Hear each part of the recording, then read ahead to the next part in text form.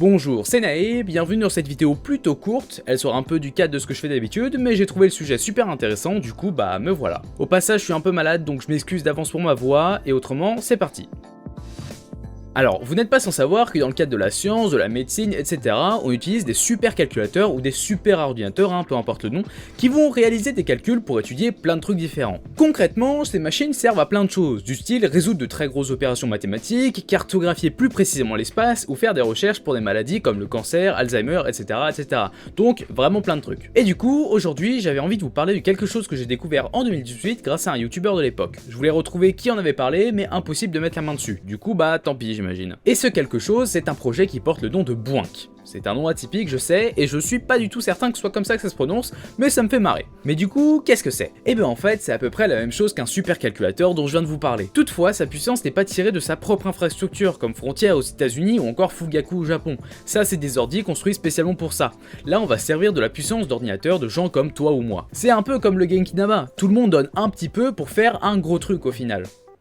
Mais c'est le principe du communisme. Et du coup, ce qui est sympa à savoir, c'est que 1, c'est totalement gratuit, heureusement d'ailleurs, et 2, tu peux l'installer sur ton PC, peu importe sa puissance, et ça, c'est vraiment cool. Tu te crées un compte pour avoir le suivi d'à quel projet t'as participé, et c'est parti. Ça prend pas le contrôle de ton PC ou quoi ou rien, c'est juste que c'est un truc qui va tourner en fond de ton ordi, tu peux totalement continuer à t'en servir en parallèle. Alors là, actuellement, mon PC est en train d'étudier des marqueurs génétiques qui pourraient être en lien avec le cancer. J'ai pas spécialement compris, moi j'ai jamais été brillant en SVT, mais c'est cool j'imagine.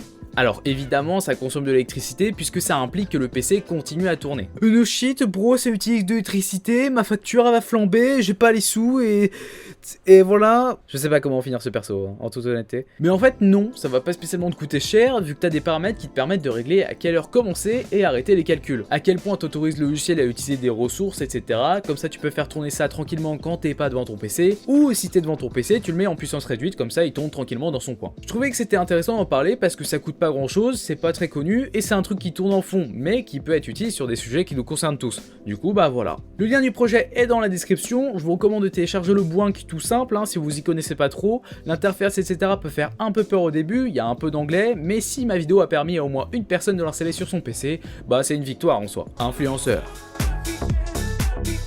C'est la fin de la vidéo, mais attendez, j'ai 2-3 trucs à dire. Pour commencer, likez et abonnez-vous, parce que regardez ce graphique là, c'est n'importe quoi là.